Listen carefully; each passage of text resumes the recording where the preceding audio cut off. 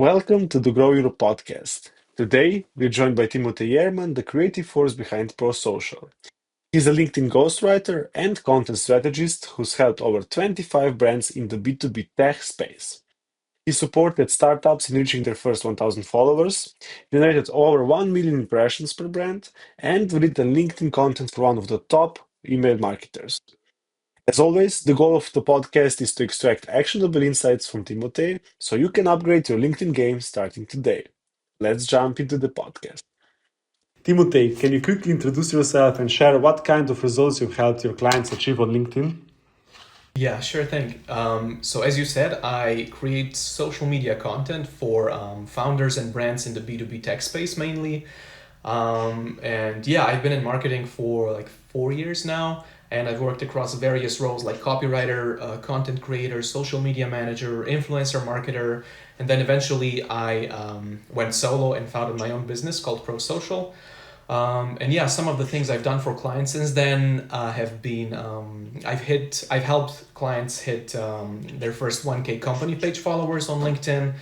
I helped an agency founder land a high ticket client and a brand deal in the first month of us working together. And like you said, I've ghostwritten for I've ghostwritten for 5 founders so far, and yeah, one of them was one of the top email marketers in the world who's helped his clients generate over $1 million of revenue. And yeah, maybe most importantly, in 2025 alone, I've created 500 pieces of social content for clients, and 2 of those posts even went viral. One of them hit, I think, 1.5 million views on Instagram, and the other one hit 370K impressions on LinkedIn. So yeah. I mean, all of those are very, very respectful achievements, but just the pieces themselves, like 500 pieces, that's more than one per day. How do you achieve that? So I would say it's like having a system and having discipline, because a lot of people think that creative roles, like creatives need inspiration, right? But what creatives actually need is discipline. Yeah. So like every morning when I sit down, I know like the quota of content I need to hit. And yeah, I've got deadlines to hit. So yeah, it's just creation is just non-negotiable at this point for me. Okay, I mean, I can see that you already have discipline in like it's your natural state. So how can you what will you teach us today? So what will you share with us so we can also like achieve great results on LinkedIn? Yeah, so since I specialize in organic social media, I'll teach you how to leverage organic social media to get business opportunities, mainly through LinkedIn because that's what I like spend most of my time on. I'll also tell you how to 10x your reach, how to hit your first 1K followers, how to make people give a damn about your content in the first place, and a few mistakes you need to avoid in order to do so. Okay, sounds good. So just for a little bit of more credibility, maybe like what's one post or campaign you've worked on that shows like the power of LinkedIn marketing? Yeah, so I'd actually say it's less about one-off campaigns and posts and more about consistency over time, right? So a lot of times, especially when I work with clients with like 5 and 6 figure products or services, you can't reasonably attribute a sale to a single post. But what does happen is like by posting consistently, you build mind share and trust. And it's through that trust that you book more calls, increase your reply rate, like when you DM people, and accelerate, sales conversations. So yeah, and I would also say it's not just about like revenue generated, but also about attracting new hires and attracting like speaking engagements, right? But still, like if I were to point out a few like one-off quick wins, like a post of mine on personal branding once got featured in a thought leaders newsletter, and also a comment of mine, not even a post but a comment, once made it into a brand's blog post. And then a post I did for a client, this one's probably the most interesting one. A post I did for a client once ended up in a university curriculum. Oh my God. Those are also all impressive. I would love to know more about them, but maybe later. Um, You can also share a screenshot so we can maybe add into the podcast later on. I think that people would love them. But for all the like people who want to try LinkedIn tomorrow and they want to achieve some results, what's like the one copywriting trick you would recommend to them that always gets attention? I would say it's establishing authority in the hook. And what I mean by that is like the hook is the first 1 to 3 lines of your LinkedIn post, right? They're the lines that are visible before you have to click see more to see the rest of the post, right? And what you want to do in those first 3 lines is talk about like either your years of experience, your number of employees, amount of revenue generated, or maybe even the amount of time you invested in the resource you're sharing. So basically, the reason for that is you want to show people that you're credible. You want to show people, you want to give them a reason why they like need to read your post, you know? Because yeah, you need to operate under the assumption that whoever is seeing your post is like coming in cold. They don't know you, they don't know what you do, and yeah, you need to give them a reason to care. Simple as that. Okay, so for example, they start posting, they get some attention, some engagement, but what should like a startup or small B2B company do that they want like results in the first month on LinkedIn? So maybe some more specific results. What are the exact steps they should take? Yeah. So, first of all, I would say there are 2 types of results, right? You have social results, like increasing impressions, engagements, profile views, and then you have business results, right? So, obviously, revenue generated, leads, calls, offers, and so on. And you kind of have to nail the social results before you can like expect business results, right? So yeah, in terms of social results, I would say like a lot of people they start with posting, right? Obviously, you need to post. Posting is what gets you more growth, right? But they also forget that you need to like do some maintenance first. Let's call it that, right? So you need to do first of all you need to optimize your profile. You need a clean headshot. You need the right description. You want to like optimize your headline. And the reason you need to do that is you want your profile to be like a landing page for whoever lands on your profile, right? And then the second step would be curating your feed. So what you want to do is like a lot of people they have networks of their like university friends, right? That's what happens when people want to start posting on LinkedIn. But yeah, you really need to open LinkedIn, go to your feed, and then start unfollowing anyone who isn't like a thought leader in your space or your ICP or like a peer you want to learn from. So yeah, you really want to curate your feed. And then step number 3 would be to start connecting with your ICP, start connecting with people you want to do business with, and aim for at least, I would say, 5 connection requests per day. I think the maximum you can send per day, right, on the free tier, right, is 20. So yeah, obviously, if you can hit that, that's even better. But yeah, I would say 5 minimum. And then finally, before you start posting, make 3 lists. Make one list with ICPs, one list with your peers, and then one list with like mentors slash thought leaders in your space. And you want all of these people to be active, right? And the reason you want them to be active is you want to, whenever they post, you want to engage with their post. You want to comment on their post. So yeah, that's like everything outside of posting that you also need to be doing, right? To really grow on LinkedIn.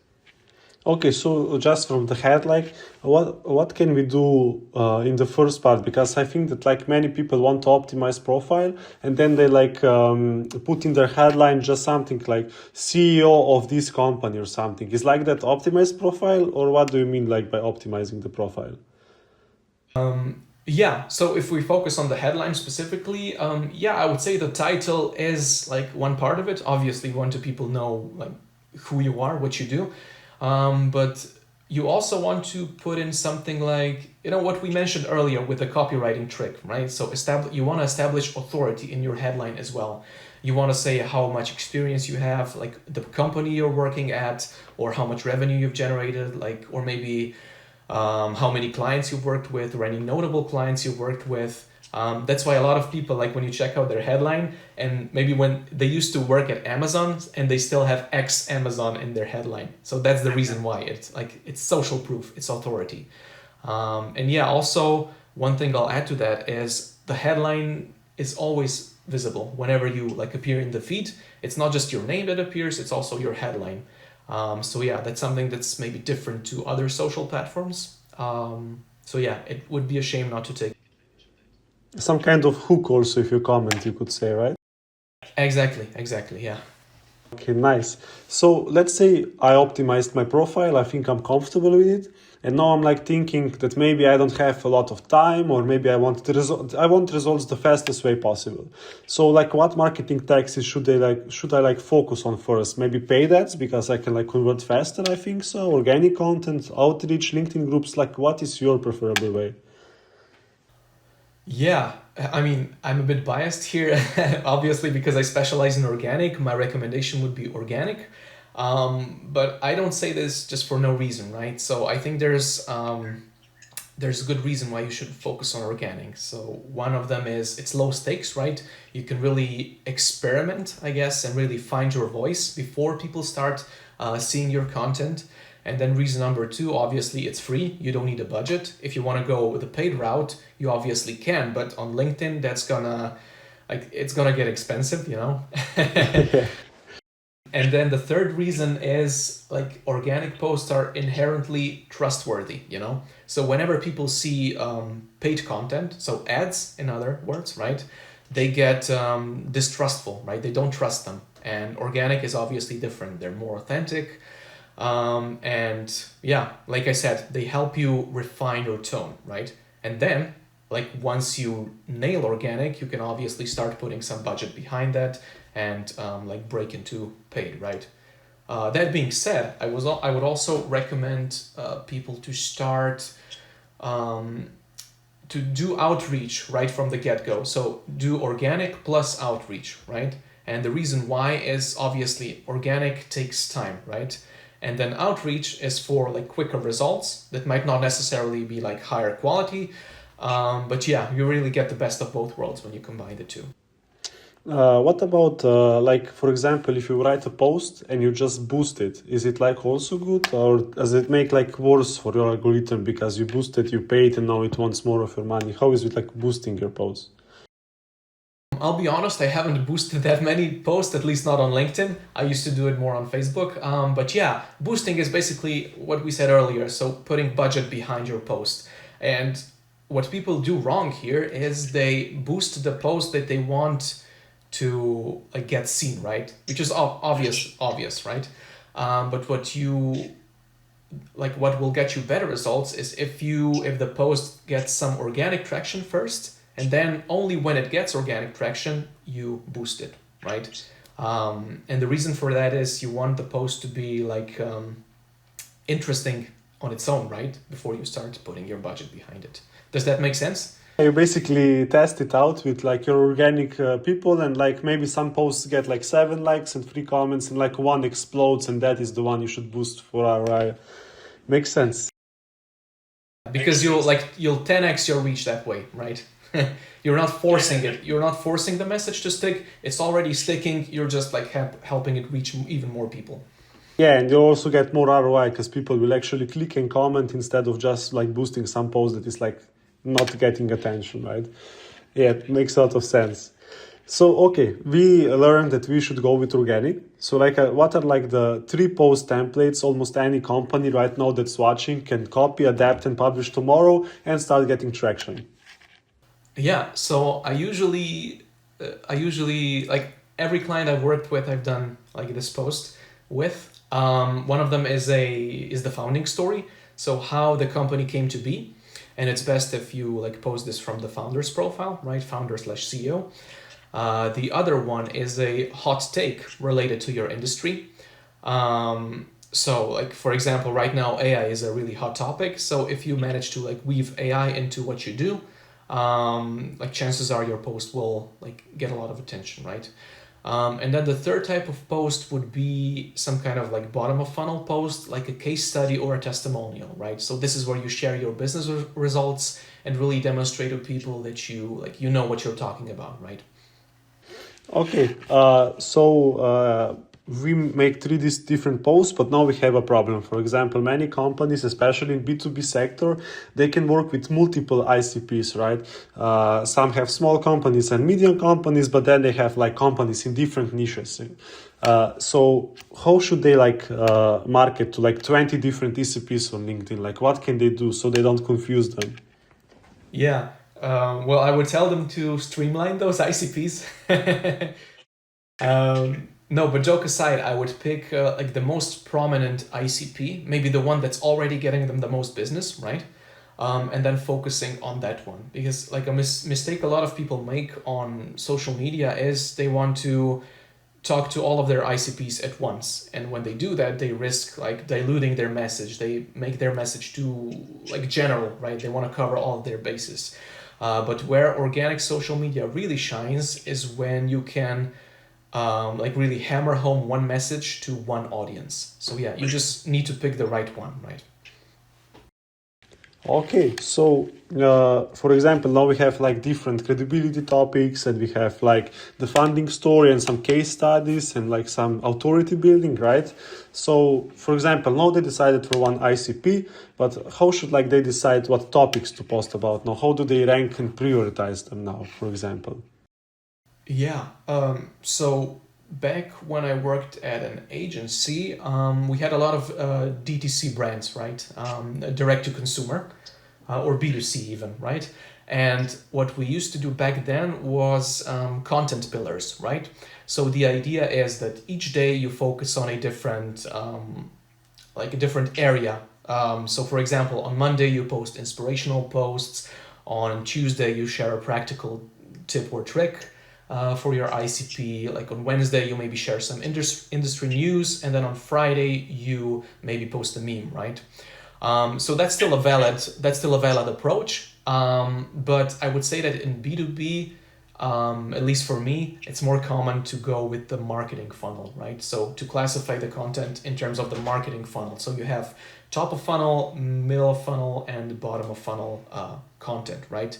And without going into the specifics and the nitty gritty, the difference between them, or actually like the idea behind the marketing funnel, is that like the people who see your post, who see your content, will be in at different stages of their customer journey, right? And what you want to do in your content is you want to cater to each one of those people, right? So you want to make content that's interesting to someone who's seeing your brand for the first time, but every now and then you also want to make share an offer that you have like going on at that point, right? So yeah, a balanced approach, I guess you would call it. Okay, so now we have like a lot of different thematics to post about. Like, what is the recommended posting routine? Like, you should post every week once, every week 3 times, 5 times. Like, what is the best? Is it like a mandatory post number that you should have? I would say, well, first of all, I would say don't feel like you need to post when you don't have anything to say, right? So the number one thing should be only share content that will be valuable to your audience. But yeah, and then in terms of specific like posting cadences, I try to aim for at least 3 times a week on LinkedIn, right? Obviously, the more the better. If you can post every day, that's great. But don't feel like you need to post every day just to like satisfy an imaginary number, So yeah, I would say ideally 3 to 5 times a week if you can manage. But then another thing to keep in mind is like if you don't post for a while, I think at least 2 weeks, LinkedIn will start to like decrease your reach on future posts, right? So I guess that's kind of like shitty behavior on LinkedIn's part. But yeah, you need to, that's also why you need to stay consistent over time, right? Obviously, if you're taking time off, you're taking time off. But yeah, if you can do it like every week, that's...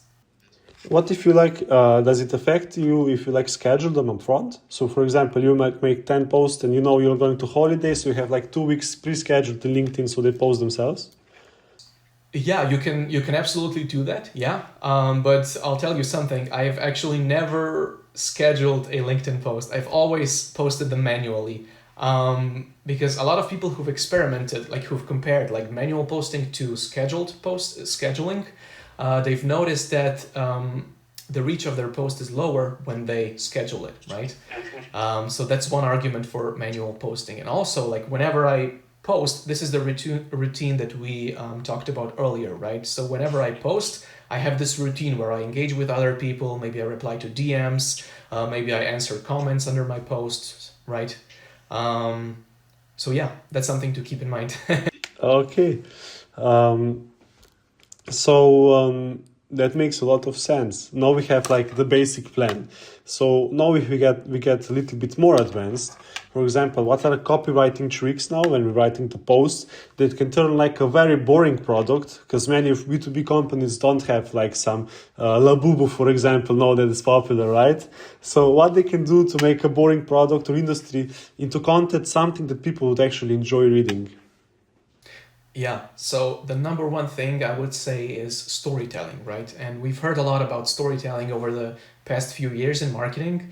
But yeah, I would say that no brand, no product is, no product is really generic, right? So each product serves a certain audience, right? If you build it right. So what you want to do in your content is you want to be solving an actual problem people have, right? And if your product actually solves a real problem that people have, I mean, it's just a question of time, like before you connect with the right audience, right? And yeah, like what you can do with storytelling, for example, is you can share how you build the product, right? You can build in public. You can share some of the anecdotes from behind the scenes, right? So yeah, that's one way to make your post interesting, so to speak. And then another thing, another let's call it like rule of thumb in social media is you need to make your post either it needs to like either inspire people, it needs to educate people, or it needs to entertain people, right? So those are the three, let's call them like pillars of a valuable post, right? And if you can do like several of them at the same time, that's even better. So yeah, those are some guidelines. So what would be like, for example, now some tech founder is watching and he's like very serious about his product. He has like some tech machines and there's like, he didn't build the tech machines. He has like workers behind the tech machines who don't want to be filmed. How can he make like a story interesting out of this product? Like what should he focus on or think about it maybe? So he creates some story. What does maybe story mean in this case? Yeah, that's a good question. So I would say um, I would focus on the story, the founder's story, like the founder's personal story. So how did he found the company? Like what was his thought process behind that, right? Really like retrace his steps. And like obviously if the founder like built his product the right way, he also talked to his ICPs a lot, right? And what he should do in his content is post about some of the pain points that his ICP had, right? There's the saying, it goes, what's personal is universal. So an experience that you had personally, a pain point, a problem that you had, like there's probably someone else, like somewhere out there in the world that has the same problem, right? So yeah, that would be my answer. That's a great answer. That's a really good answer. Thank you. As I said before, like many companies, as I said about this tech founder, take their companies and LinkedIn very seriously. So, for example, how would you advise them to mix humor, memes, or storytelling? Storytelling we told already about, but like maybe more humor and memes, while staying also credible and generating sales. Does maybe humor and memes lower the credibility in sales? Um, yeah, so this is something that really depends on the brand's or the company's comfort level, right? Some of them like are willing to go all in on memes and only post memes. Like some only post them like on certain days or at certain times or in certain like situations. And then others like want to stay as far away from them as possible, right? So yeah, I think the approach where you only post them, for example, on Fridays is valid, right? So in the style of casual Fridays, right? You can do that. But something that ClickUp did on Instagram, for example, was they created a separate page, a separate account where they only post memes, right? I think it's called ClickUp Memes or ClickUp Comedy, something like that. And then they also have a separate channel, a separate account where they only post skits, right? So that way they don't like dilute their core brand, right? So they can do both at the same time. Okay, but why do you, for example, personally use a lot of memes? I can see that you like them. So, what is maybe the reason for you? Do they help you out, maybe, in business purpose? Yeah, like the reason I use memes a lot is they're the quickest way to like any ICP's heart, I think, right? So number one, they grab attention. Number two, they're inherently shareable, right? Like they kind of make you lower your guard when you see them. And then number three, they also have mass appeal, right? Like memes are probably the most shared content on the internet in general, right? So it'd be a shame not to take advantage of that. And they also signal to your ICP that you understand their pain points, right? Like, yes, you're doing it through humor, but you're still like signaling to them that you understand them, that you get them. Yeah, so what a lot of people think is that like by making memes, you're making fun of yourself or making fun of your ICP, but what you're actually doing is like showing them that you understand and that you're showing them what their life would look like without your product or service. Yeah. And you know, memes have become something of a universal language in the like 15 years or so that they've been around. And it's not just Gen Z like startups that are using them, it's like huge corporations like SAP, Microsoft, HubSpot, Razer, Samsung, you know. It's yeah. So you can feel comfortable with them if you post them. It's like not a credibility reducer. Uh, Makes sense, because a lot of times I can see like many founders who tell me that memes are not okay, who then like share a meme of the pain point we've been working on, and then like they follow the brand in the company and like maybe even work with them later. So it's a great huge study of how you can connect with them, because like many people usually like connect over humor or over pain, right? And like memes combine both the pain and humor, so it makes a lot of sense. You also work with like a very interesting brand for memes, like No Boring Brands, where they post a lot of memes, right? So maybe what is their purpose and how do they work? Yeah. So No Boring Brands is actually an agency that posts like that does exclusively humor-based content, right? So they do memes, like either static or video memes, and then they also do skits, right? And I actually met their oh yeah, and they focus on B2B brands, right? And B2B SaaS brands, right? So yeah, I actually met the founder, Aiden, via LinkedIn, right? He's based in the US, in Baltimore, I think. So yeah, we pretty much only work remotely so far. Yeah, so I think this was last November, and I joined his team of content creators back then, and I started working like with his clients, right? Like this one client I'm working with is a social media tech company, and I do like I think 24 memes per month for them and 8 skits, right? And the way it works is, so like I create the content, I send the content to him, he reviews it, and then he sends it to the client reviews it, and then once the client is approved, like we have the social media manager post it. So yeah, that's kind of how we work. It's crazy to hear because that's like more than one post per day just for one client of yours. So, oh my God. Very impressive. And it's also memes. I think that memes are like harder to make because you have to think of something funny and like you can always tell something educational about your product, but always be unique and creative. It's very impressive to do that by yourselves. So maybe you have now a lot of knowledge about like memes and now boring brands. So what should like all the companies and founders that are listening right now learn from them? I think the lesson here is to not take yourself too seriously, or like you said earlier. So like humor is a really powerful emotion, right? And it would be a shame not to try it, at least give it a try, right? And just experiment. That's what we do a lot at No Boring Brands. Maybe when we are here right now, how would you like test it out? So maybe like the founders would feel most comfortable with it. Maybe like so they can test it out and it doesn't affect them in any way. Right. So the founder probably follows a few accounts already, right? And those accounts have probably posted a meme, like at one point, right? And what I would do as that founder is I would take that meme template and maybe put my own spin on it, right? So it's low risk because you can already see it working in the feed, right? So what you're basically just piggybacking off of that idea. And we actually do a lot of that at No Boring Brands. So we don't invent concepts. We look at what's out there on social media, what already works, and then we like put our own spin on that concept. So yeah, that's what I would tell the founder in question, right? And then yeah, like we said earlier, he or she or they can post them on, let's say, Friday, right? So Friday is the casual content day.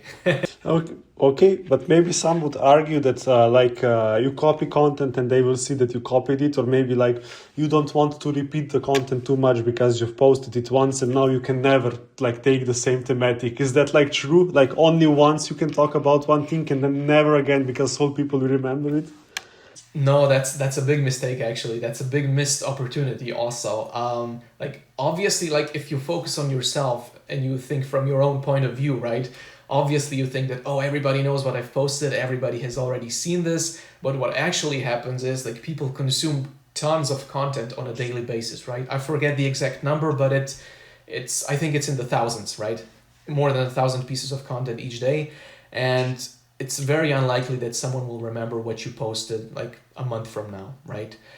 So that's a big part of my own strategy with clients is we do a lot of repurposing, right? So if we see that a post has worked before, we post it again in like 3 to 6 months.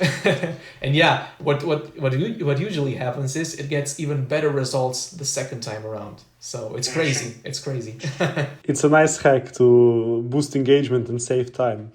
Okay, so like now we have all these formats. So and we already went over the thematics and ICPs, but what are like the formats companies should like be posting now? For example, text plus image, video, carousel. What is like the hot thing right now on LinkedIn?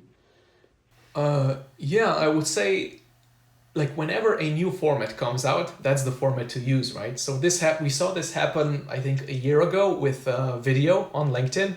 Everybody started posting videos because they got a lot more traction, right?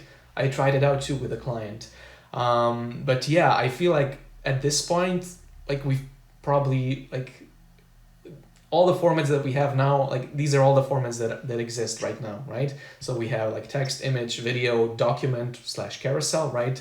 And it's unlikely that a new format will be invented anytime soon, right? So if we had to choose between the formats that we have available now, I would say it depends on your resources actually. So if you want to get the ball rolling with minimal resources, I would say go with text, right?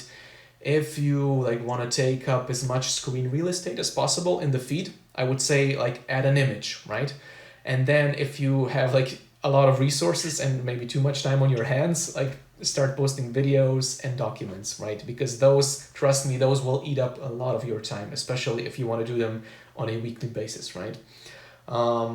And you could also do a mix, right? You could also try out all of them and see what works for you and what works for your audience, right? Generally speaking, I would also say like start with the message, not the format. So whatever is the best medium to communicate your message, that's the format you should go with. But personally, I would and did start with text because it's like SEO friendly. It takes minimum effort, as I said, and it also helps you like really perfect your copywriting and your messaging. And some of my best performing posts in the past have actually been text only. And like LinkedIn is arguably the last platform where you can still do that. Yes, I agree. I've noticed it myself that maybe I tried video because I also heard that like video is the hot thing right now. And I had a B2C marketing agency before, so I did a lot of video and I decided to film them. It took me a long time to film the video, to edit it and to post it. And I got worse results than with text. And this is like the only time that it happened to me. Not on Facebook, Instagram, nowhere else. Always video outperforms. But on LinkedIn, I was shocked. Like I lost time and engagement at the same time. Exactly, yeah. Like that's a good thing for me as a copywriter because I can really focus on my craft. But yeah, for like video marketers, it's like pain in the neck, right? Yeah, yeah, a little bit. It's true. Uh, but now that we are at copywriting skills, right? And the AI is the hot topic. So, for example, what is the difference now, like between you, a manual copywriter, professional copywriter, or using like a complete AI solution, like just connecting it to ChatGPT, some automation with N89, N8, N, for example, right? Uh, like, where is the difference? Why they shouldn't do it or should they do it? Um, I would argue that the best copywriters in the world don't just get paid to write, they also get paid to think, right? And that's arguably what I do like 75% of the time, right? And ideally, like a good copywriter will also do their research, right? They'll conduct industry research, competitor research, client research, obviously. And like for example, they'll talk to their client's ICP, right? And obviously you can like take a shortcut and do that with AI. But yeah, like at the heart of copywriting or writing in general is like actual conversations, right? Actual data that you extract from actual people. So yeah, obviously that isn't always feasible, right? So sometimes what I do with clients is I ask them to share with me the interviews that they've already done with like prospects and clients. So yeah, that's the quicker way that I think is still effective. But yeah, the general idea is you want to speak your audience's language, right? Yeah. Okay, so it's if you have the time and money, it's better always to take a copywriter who is a human, because, for example, automation we've seen in many times, like for ChatGPT, they take just an average out of the whole market, right? So you'll always have just the average text, never something special, right? Yeah, exactly. Plus, there's the obvious signs of like AI generated output with the M dashes and the. I think they've like rocket emojis. I don't see as often as I used to, like a few months ago. But yeah, there are a few like giveaways that you've used AI for writing. I hate like AI because I use dashes in my text before AI, and now every time I use them, they think I ChatGPT did, and I had to stop using them, even though I love them so much. Yeah, me too, man. Me too. I hate it from the bottom of my heart. Sometimes, I use the arrows, so I put the dash and then the that sign, so it's like less obvious, but it still doesn't work so good. So we will have to get used to it. Yeah, it's crazy to me that we need to like refine our text to seem more human these days. Interesting century we live in. So now we went over all the right things we have to do, all the templates, all the different thematics and ICPs. But like now, even if you know what to do, you many times create or make some different mistakes, right? So maybe what are the most common mistakes startups make on LinkedIn that like they should like avoid as much as possible? Yeah, so there are a few of them. One of them I would say is they think they're the hero of the story, right? They only talk about themselves and they don't give their audience a reason to care, right? This feeds into what we talked about earlier, right? About establishing authority, about storytelling. So yeah, this is like the common thread here. And then number two, and this is specific to LinkedIn, is I would say they focus too much on the company page and not enough on personal profiles. Especially companies like new startups, right? Like companies that have just been founded, they really need to leverage their founder's personal profile. Like reason number one is like company pages get inherently less reach, less visibility in the feed. I think only 1 in 20 posts you see in your feed, like in a single scroll, will be a company page. And then number two, why you need to like prioritize the founder's profile is um, you give a company page doesn't have a face, right? It has a logo. And as we alluded to earlier, people don't trust logos, they trust faces, right? So yeah, that's another reason why. And then mistake number three, I would say they neglect outbound engagement. And what I mean by outbound engagement is what we mentioned in the intro, right? We said we don't just post on LinkedIn, we also like comment, we reply to DMs, we share stuff. You really need to like act socially on social media, you know? And a great expression for this is like you don't post and ghost, right? A lot of people post and ghost on LinkedIn. They put their post up and then they disappear from the platform, right? Yeah. So that's one thing a lot of people need to work on, right? But this is like it's understandable because there's no manual for this, right? Nobody tells you to do this. But yeah, and maybe another mistake I would say is they their content mix is out of balance, right?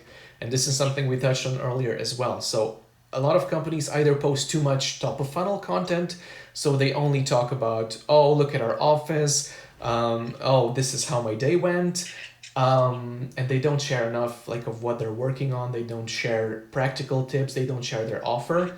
And then on the flip side of that, you also have companies who only share sales content, right? They only share their offers, they only share their new products, and they never like share the background and the stories, right? So those are the main mistakes I can think of. Yeah. Okay, sounds good. Like also one mistake that I think that I've personally done before, and I would love to ask you about, is like what are the vanity metrics maybe of LinkedIn? Because we talked about likes before and comments and follows, but maybe to some people that could be vanity, or maybe it isn't, and we think that it's not, but we should maybe measure it more. So maybe what are vanity metrics, waste of time, and what are the real metrics companies should track on LinkedIn, and maybe what you should change based on the specific metric, for example. Yeah. That's a great question, and I think the answer depends on like, what stage you're at as a company, right? So a lot of startups will be focused on business metrics, right? So calls, deals, leads, and so on, right? Whereas a lot of enterprises, bigger companies, will be focused on more on brand building and the social metrics, right? So that's one caveat, like when I answer this question. But like generally speaking, I was never a fan of followers as a metric. So if I had to single out a vanity metric, it would be followers. And the reason why is that, especially since algorithmic feeds took over, I don't know how many years ago, ever since that happened, like the emphasis is on non-followers seeing your content, right? So the algorithm tries to push your content to non-followers as opposed to your followers, right? But that being said, like followers can still serve as social proof, and they're still used when sourcing influencers, like as one of the main criteria. Plus, you get bragging rights, right? Like leadership loves to put the number of followers in their slide decks, right? So yeah, no metric is really a vanity metric. You just need to have some thinking behind it, right? But on LinkedIn specifically, I would tell people to focus on profile views. And the reason why is, like, recently LinkedIn updated their platform to, like, you can now see in your post analytics, you can see how many profile viewers your post attracted, right?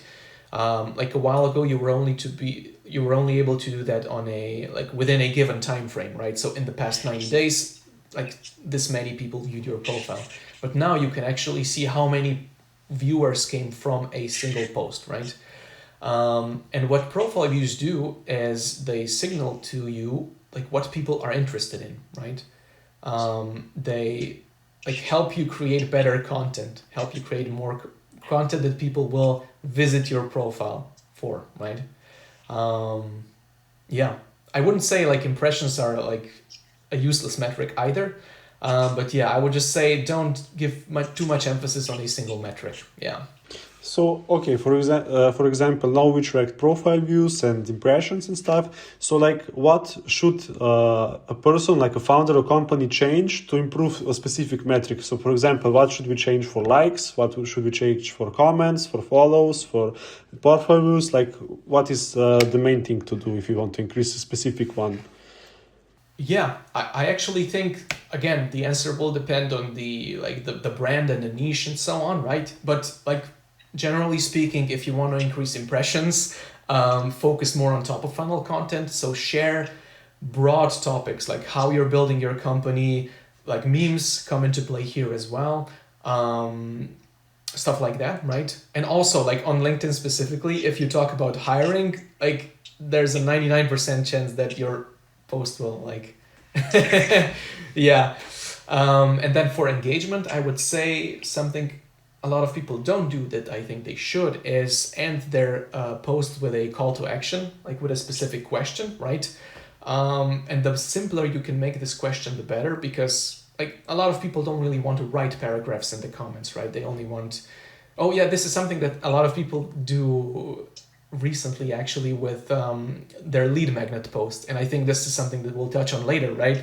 So they say in their call to action, comment this word to get this resource, right? So yeah, that's how they incentivize comments and engagements, and yeah. And then for profile views, yeah, honestly, I'm still trying to crack this one, and I think like every company needs to do that, needs to experiment with different types of content to see which one attracts the most profile viewers. Yeah. Okay, so tailor it to your ECP, not from yourself. Like, just think about them, what they would be like interesting to them, so they would click on you. Okay, so let's say now they have some templates, they have thematics, and now they have a plan. And how long should they like try this strategy for before they like give up on it and say like this doesn't work or this works? Like, what is the timeline? Um, so in general, I would say 3 months is a like good time frame to like stick to your strategy before you go and change it. But yeah, if you're posting as a personal profile, if you're doing this like for yourself, if you're maybe a solo founder, you could switch things around like in, I would say, a month, right? If you don't see them working. Um, but yeah, something to note here is that you don't need to, like a lot of people confuse strategy with tactics, right? Tactics are like engagement hacks. Some of them we talked about earlier, right? You can still change these around, right, without changing your strategy. So yeah, strategy is more about why you're posting what you're posting, right? So yeah, but yeah, to answer your question, I would say 3 months. Okay, sounds good. So, for example, okay, now we have 3 months, and our CEO has less than 10 minutes per month to be active on LinkedIn. Like, what's the easiest process for them to still look active and consistent? So, like, every founder and CEO watching right now, they definitely can take those minutes and try to do something on LinkedIn. Before I go into that, I forgot to mention something earlier. It also depends on how often you're posting, right? So if you only post once a week, like you'll only post what, like 12 pieces of content in 3 months. Like that's not the ideal like the ideal cadence, right? So the more you post, the quicker you'll see what works, and the quicker you can also like switch up your strategy if you need to, right? But yeah, to answer your current question, yeah, so 10 minutes is tough, right? 10 minutes a month is tough, but if you can stretch that to like 10 minutes a week maybe, then like that's something we can work with, right? So what I would do if I were that CEO is I would open a dictation tool, like Whisperflow is a popular one, and I would talk about like my day, my company, my thoughts on current industry trends, and like Whisperflow would like record that and transcribe that. And then what I would do next is I would feed that transcript to AI, right? You can use ChatGPT, but I've had better results with Claude, right? Claude has a very natural like tone of voice, right, for writing, and you can usually like use Claude's output directly as opposed to ChatGPT, where you like have to edit a lot of stuff, right? Um, and then yeah, and then what I would ask Claude to do is turn that raw transcript into, let's say, 3 coherent posts per week, right? Could be fewer, could be more, but yeah, like I said, that would be the minimum I would aim for. And then finally, I would pair each of those posts with maybe a selfie or a behind the scenes from the office, and then you're pretty much good to go. So this is probably for personal profile, so you wouldn't focus on company profile if you have only 10 minutes, right? Exactly. Yeah, exactly. So, as I said, like a few times over the course of the interview, if you have like minimum resources, like either time or budget, personal profiles are the way to go. Yeah. Okay. So for example, now like the CEO already has more time or has a team for marketing. What should a small B2B marketing team do? Just for example, 1 day per month or something like that to create LinkedIn content. How should they organize themselves? What like should be their focus on? Yeah. So, assuming a full day has 8 hours, I would divide my time like this, right? I would take 2 hours to interview the CEO slash founder and also maybe any relevant experts. Like if one client I work with is a like development agency, right? And it's not the founder who like knows all the technical stuff. It's like the actual developers. So yeah, interview those and use an AI note taker to like record the call for you and transcribe it and summarize it. And then I would spend like 3 hours going through that like output, right, and turning it into like I said, 3 posts a week. Then I would spend maybe 1 hour optimizing my profile or my page, right? Like we said earlier, so clean headshot, the right description, the right headline, and so on. And then I would spend 2 hours posting and doing like engagement, right? So commenting and so on. And also, yeah, you also have to squeeze in like asset design, right, if you need it. So graphic design templates, but they're not a priority, right? So yeah, I think. If you have time. Yeah, exactly. It's an actual template for B2B companies how they can start like working on the LinkedIn immediately and not spend a lot of time on it. But like if you had to cut like LinkedIn marketing down to the absolute minimum but still get like some results from it, like what's one thing that companies should keep on doing? Yeah, I would say get your CEO slash founder to post 3 times a week. That's all it boils down to, really. So yeah, getting the one who's in charge, getting the one who's the face of the company to share content is already like really powerful in itself. So just some representatives, like the 10 minutes per week is like the minimum you would go to, and like you should like then start from there if you get some good results, right? That's right. Yeah, exactly. It's always a case of experimentation, right? So LinkedIn, at the end of the day, LinkedIn is only one channel, right?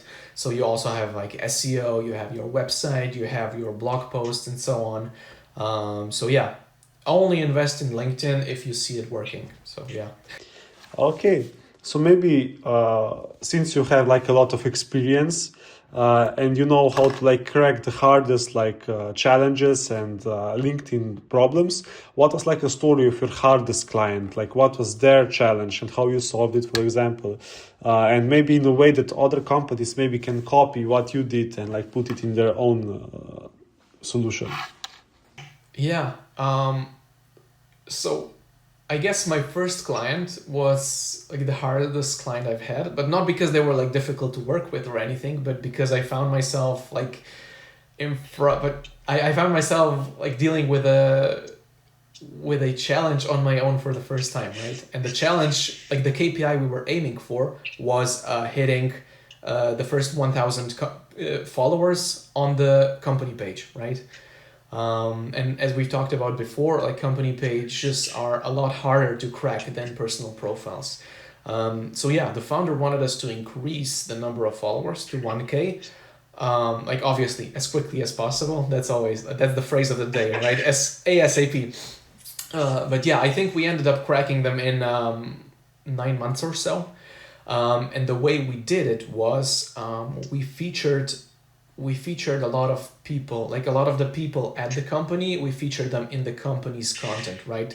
So essentially, we were putting a face to the name, right? The founder didn't want to post from their personal profile, so we had to kind of like weave her into the company's content. So that's one thing we did.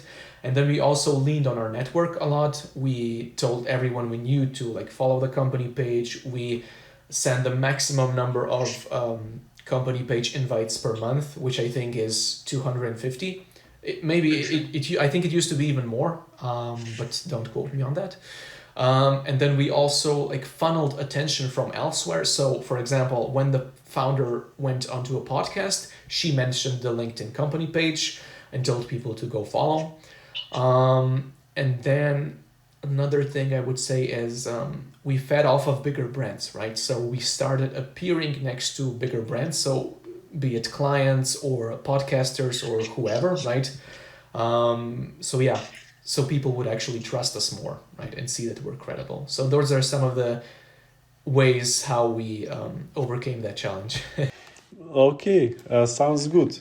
So maybe what is then like the biggest misconception about LinkedIn that companies have and they should like think differently about it? Yeah, I think a lot of people or companies are afraid that it's too late to start, right? I think LinkedIn's been around for 20 years at this point. And yeah, a lot of people think that it's too late to start or that they don't have anything of value to say, right?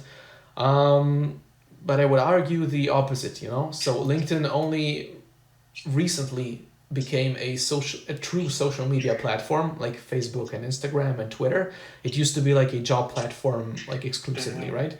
But now that it's a social media platform, a lot of people still haven't like caught on to that, right? A lot of people still don't post, right? I think the stat is only 1% of LinkedIn users are creators, right?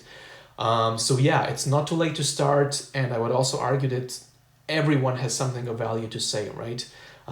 Even if they're not experienced, they can share how they're building in public or what they're learning. So yeah, I think everyone has something valuable to say. Um, Yeah, I've seen it in practice. I thought the same. I was so scared that I'm too late to LinkedIn party, and I was so sad about it. And then, like 5 months ago, I started just like following Slovenians on LinkedIn and just like interacting with their posts. And like 5 months later, I think I know like most of the big LinkedIn creators in Slovenia. Like you can so easily find like local area of LinkedIn creators. I talked to them, messaged them. We liked each other's posts. We know about each other, and like you can come into party so quickly. And I don't have like good results. My results are like very very bad, but you still can achieve that like even with bad results and consistency. So LinkedIn is a great actually social platform, I feel like. Oh, okay, so maybe what are then the like now we have like some engagement, people followed us, they know us. So maybe what are now the best lead magnets that we can take? So from like the viewers into customers that a startup on LinkedIn can take and capture the leads. yeah. So a lead magnet, like this will also depend on the company, right? So each company has to try a few lead magnets to see what sticks. But in general, you have two types of lead magnets, right? You have content-based lead magnets. So, for example, an industry report that you like share with people for them to read. And then you also have like tool-based lead magnets. So these are actual, sometimes vibe-coded tools that your leads can actually try, like interact with, right? So you have those two types. And that's the first step. So you need to create that lead magnet, and then you also need to share it. And something that's really popular on LinkedIn right now is some people call it the comment to get tactic, right? So how it works is you describe the resource that you're going to share, and then you tell people at the end of the post to comment, to connect with you and comment a certain word for them to send you the resource, right? And these posts go absolutely crazy on LinkedIn, right? So you would think that because the comment is usually only one word, that LinkedIn would flag these posts as spammy, but like this has been going on for at least the past 3 years, right? And it's still working. So that's one way how people can leverage lead magnets on LinkedIn. Yeah. what are the most like popular vibe coded tools like that you see tech companies or B2B founders to create for lead magnets? Are there like one specific like one common tool maybe they vibe code? I feel like I haven't seen that many tools, lead magnet tools. I've seen content is the more common one, I think. So like a research report or an industry report, or the other day I saw an agency founder share a um, like the frequently asked questions about the geo. So like SEO for AI chatbots, right? And it went absolutely crazy, right? So yeah, that's one example. That's one example I've seen recently. Maybe also the calculators for like some costs sometimes I see. For example, So for example, yeah, if you're something like a lawyer, let's say, or maybe if you're in real estate, you can share like a cost calculator, right? Or even if you're an agency, like a lead magnet, a cost calculator can be a lead magnet, right? And I also saw another company, a Bitwarden. I don't know if you know it. They're a password manager, and their lead magnet was a password generator, right? So this is a pain point that a lot of people have. Like they don't know their passwords are not secure, right? But they can't think of another one, so they can go to this website and generate a password. Like have the Bitwarden generate a password for them. and then they have to pay for the tool. Otherwise, like the company knows your password. they, they they can share it online anytime they want. Okay, so now we already went through most like lead magnets and stuff. You maybe told about these like tools a little bit before when you talked about the founders 10 minutes per month or 10 minutes per week. But what are like other best tools to use with LinkedIn for content creation and lead generation? Like some AI scheduling, analytics, what would you recommend to people? Yeah, maybe I'm an exception here, but my stack is actually pretty minimalist, right? So I basically use notes and voice notes for like getting down ideas, right? I use Canva or sometimes Figma for graphic design. I use Fireflies as my go-to AI note taker that like hops on every meeting with me and records and transcribes the call.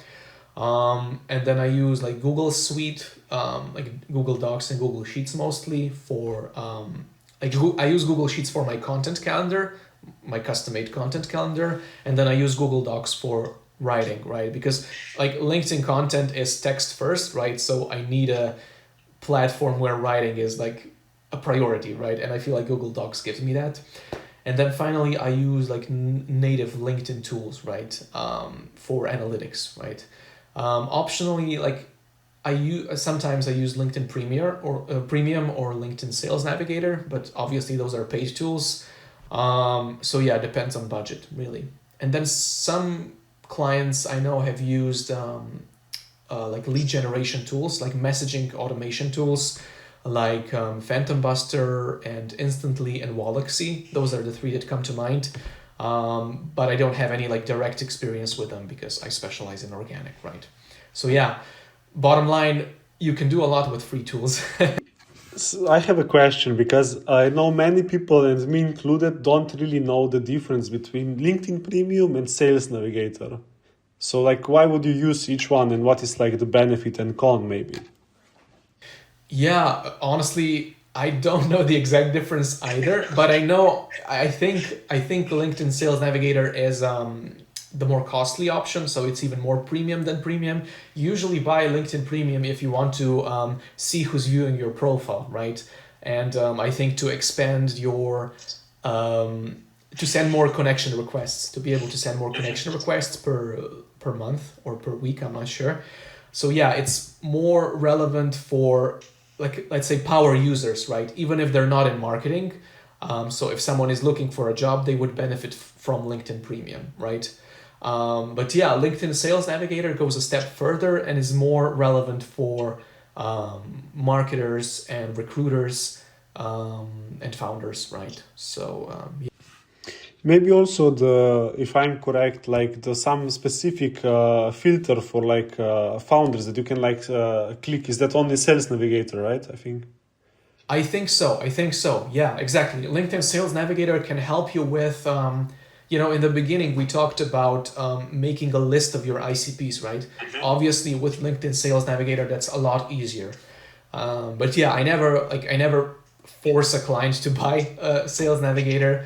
Like if they don't have the budget for that, we do it like organically, right? And it still works. But yeah, that can be Sales Nav can be a shortcut in this regard.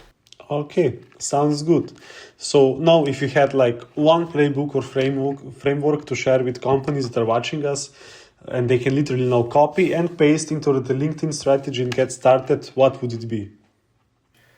Yeah, so I would start with a copywriting framework, right? So I know it's not just operators or practitioners who are listening to this, it's also like founders.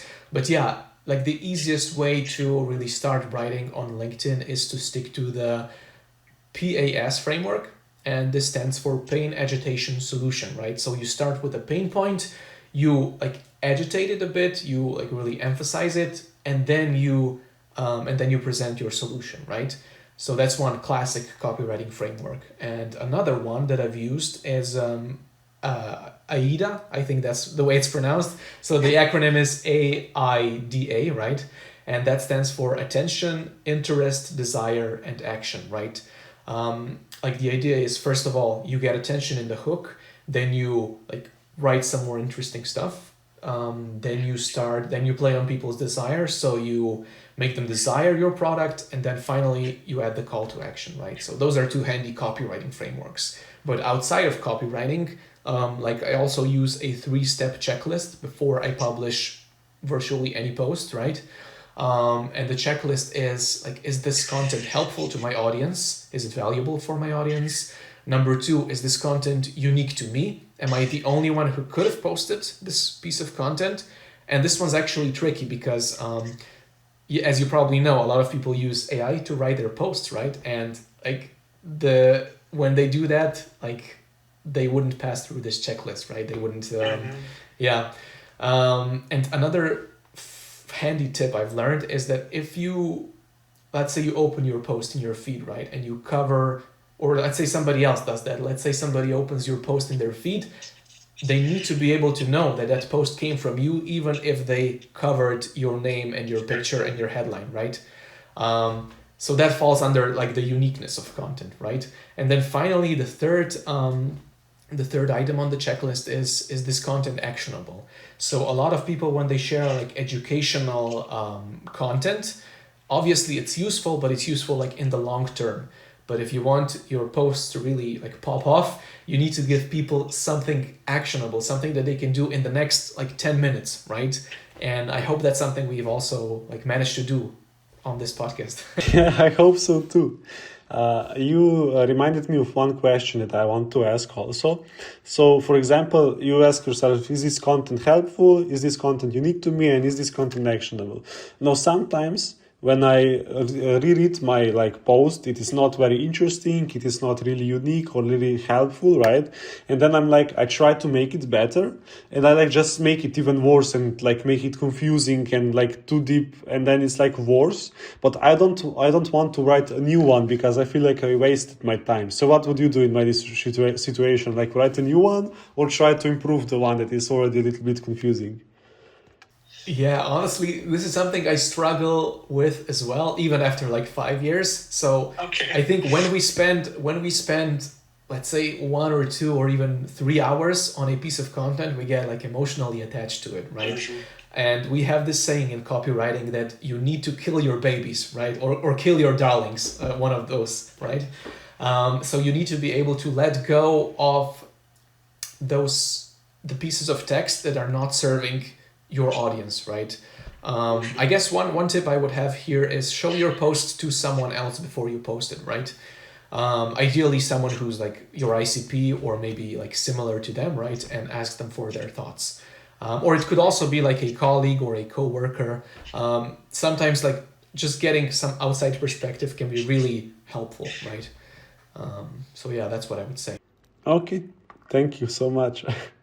uh, So now we covered all the positives of LinkedIn and how like it can help you out.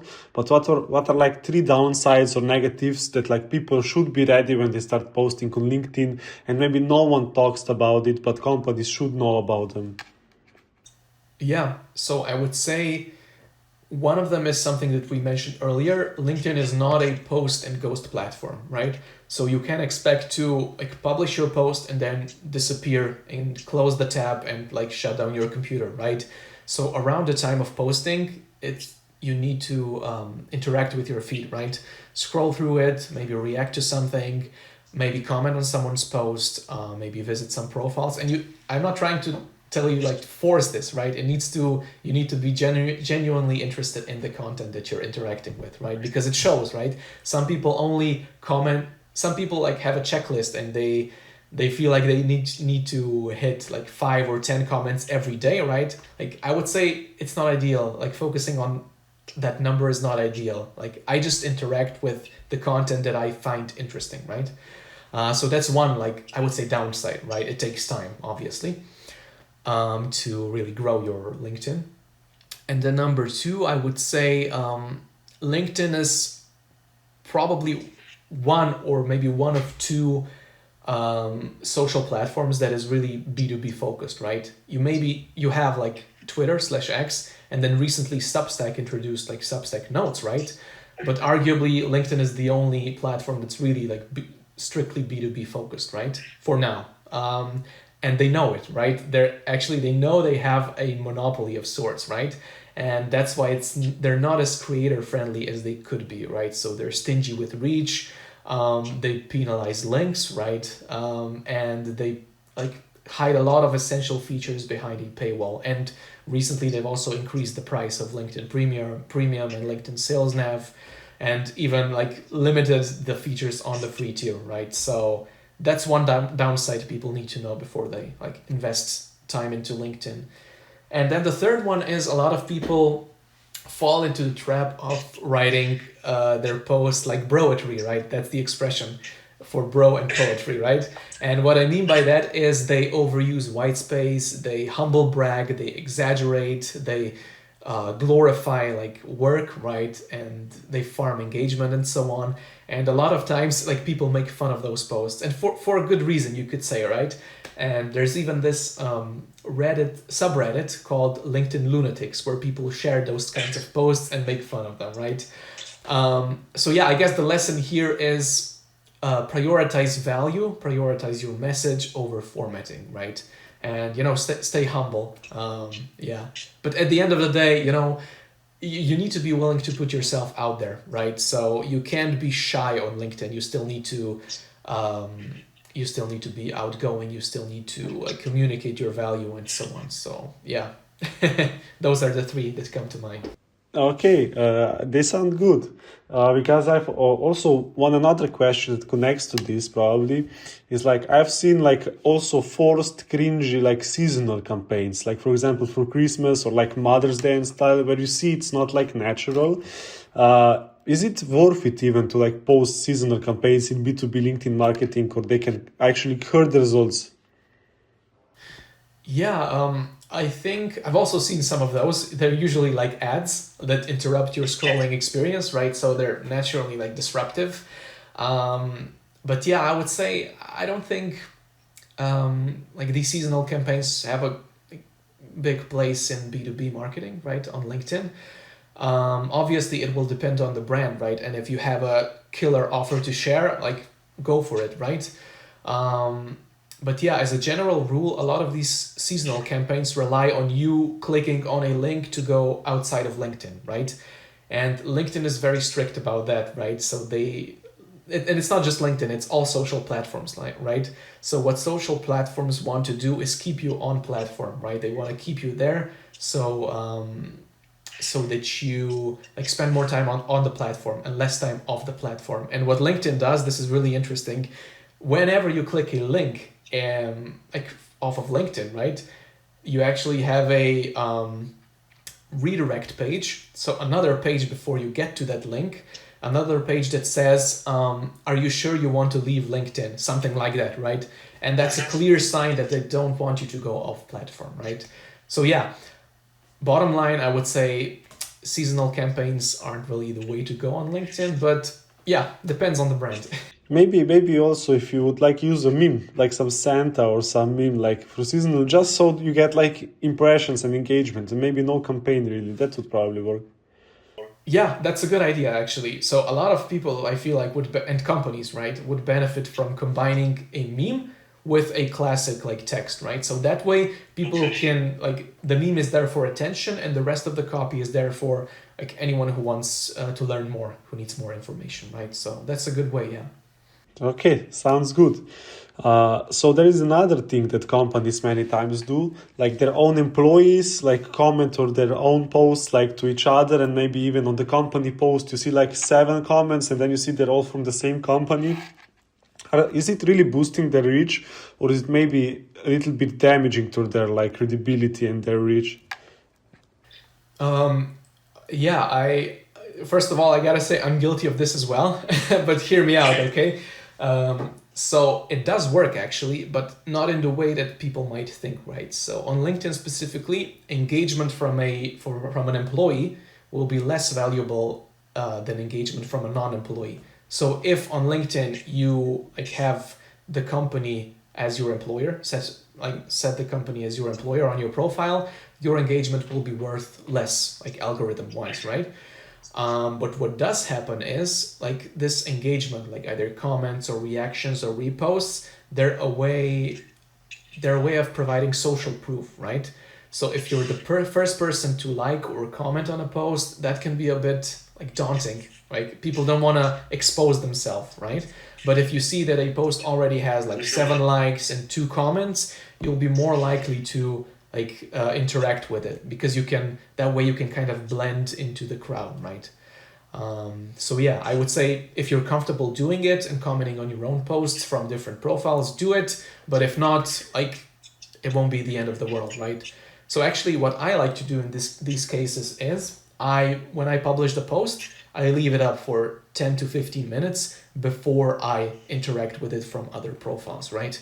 And that way I give it some like breathing room. And sometimes when a post is really good and the algorithm really likes it, that post will already like pop off in the meantime, right? It will already like pop off in the first 10 to 15 minutes before I even go and react to it, right, from other profiles. So yeah, I think it's not bad, but yeah, it depends on people's comfort level.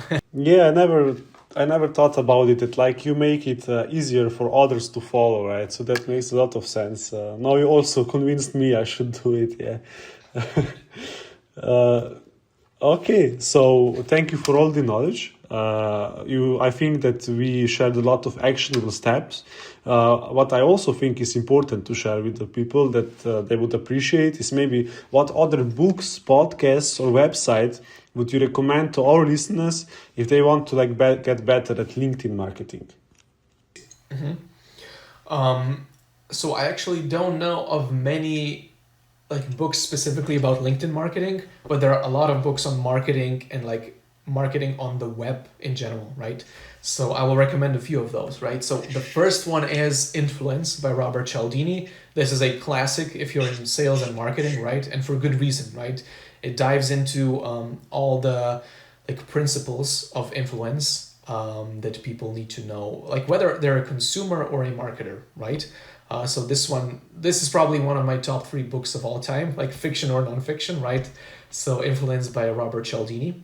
And then the other one would be a book on copywriting. I would say either Everybody Writes, I forget the author, I think it's Anne Headley, because it's a really good primer on writing on the internet, for the internet, right?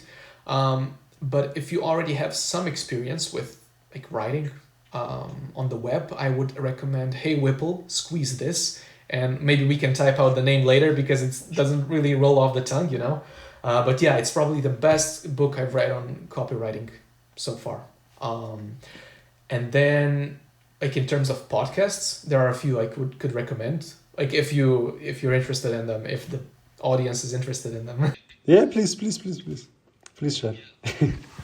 one of them is 505, the 505 podcast. I forget the exact name, but yeah, it's a really good podcast on content creation. The two hosts, they're actually videographers, but they like also work with social media a lot, and they have a lot of interesting guests. And then another one would be Nudge by Phil Agnew. This one is actually similar to the book I mentioned earlier, Influence. It's on behavioral marketing, or the psychology of marketing, right? Um, so it actually like underpins a lot of LinkedIn marketing, right? And then the third one, I would say Exit 5. This one is specifically for marketers working in B2B. It's by Dave Gerhardt, who's actually a really good copywriter in his own right, and also a ghostwriter. And now he has like his own community and his own podcast. So a lot of valuable stuff in there. And then finally, I would say something like Social Media Marketing, I think is the name of the podcast, where like it's about all the updates that are coming out pretty much daily, like from all sides, like on all social platforms, right? So that one's more like to stay on top of everything, because social media is a really dynamic field. Yeah. Okay, sounds good. Do you maybe have also any like websites they can like also track, like maybe I don't know, do they have blogs or maybe some case studies, maybe like yes, case studies, use cases they can also copy or something like that? Yeah, I think a few websites that come to mind are Social Media Today. This is like an industry website that shares a lot of like news, and I think also a few tools. And there are also a lot of like social media companies that focus on like social media resources, including LinkedIn, right? Some of those brands are Hootsuite, Later, Planoli, I think. But yeah, that's on the social media side. And then on the writing side, there are two tools that I like, use every now and then. One of them is Hemingway. This one is maybe it's kind of obsolete now that AI is out, but I still like to use it for its simplicity. And it's basically a tool that helps you improve the readability of your posts, right? Or you could use any other tool that's available. Like there are a lot of them. The idea is to make your post, your content more accessible, like for everyone, right? Even if you're writing in like industry jargon, right? And then another recommendation is Authored Up. I'm not affiliated with them in any way, but it's a genuinely useful tool for LinkedIn specifically, because it gives you a preview of your post, either on mobile or on desktop, right? It works with both. So basically, it shows you what your post will look like once it's in the feed.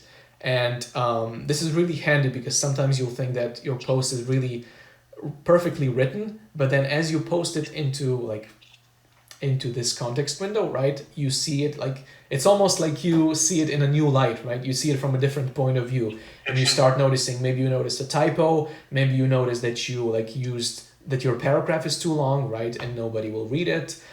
So yeah, it gives you like that final check before you hit post. Okay, thank you so much. Do you maybe have any friend or colleague you would recommend that we invite or you would like to see on this B2B podcast to share like some their knowledge? Yeah, I will actually shout out two people. One of them was a client of mine, the first client I had. Her name is Eva Esich. She's based in Slovenia, like us, and she has her own recruitment agency, right? And she actually just launched an AI tool for companies like to help them with recruiting, right? Recruiting via social media specifically. So that's one shout out, and the other one will be Marina Krivonosova, and I hope I haven't butchered her name here. She is actually someone I met off of LinkedIn and really like connected with, because she also serves a similar audience. She's also like a ghostwriter and B2B content marketer, and she's also really active like in terms of like podcasting and blog posts and so on, right? And everyone who's listening should really give her a follow on LinkedIn, because she's also very active there, a lot more than me. I've actually I put my LinkedIn on hiatus, right? Really need to start posting again. Yeah, it's always like that. Like you take care of the clients and other people, but your LinkedIn it always suffers or the social media. Yeah, exactly. Even for me, right? I guess I'm still set on being a solopreneur. So I'm a solo founder, a one man content agency, and yeah, I can't do everything. Of course. Maybe just so that people can follow you, can you maybe tell your like tags or something, or we can just put it down so they can follow you, your social media or LinkedIn. Maybe they can also text you for some questions, maybe some interactions with people.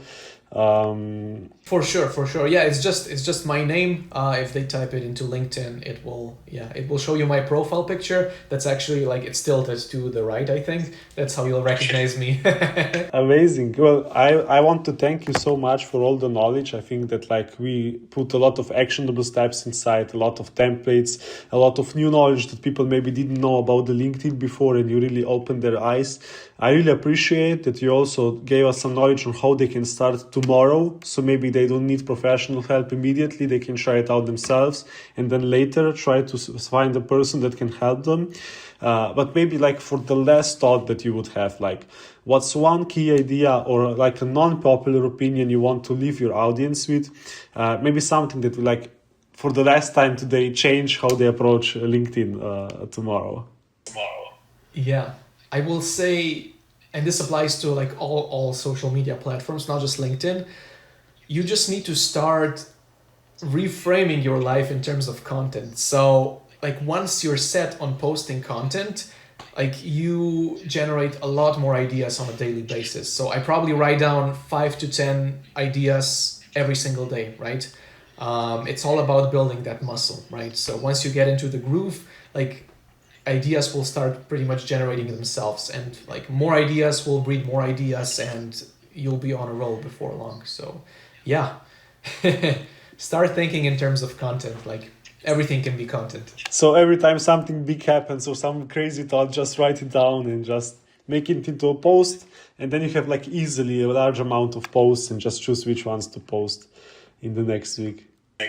Yeah, exactly. It's all about generating those ideas. A lot of clients actually sit on a lot of like great stories, on a gold mine of stories, but they don't like even think to share them, right? And it's only when I start interviewing them that they're like, "Oh, right, this also happened. We need to share this." So yeah, once you start thinking in terms of content, like everything changes, right? Okay, sounds good. Thank you so much for today.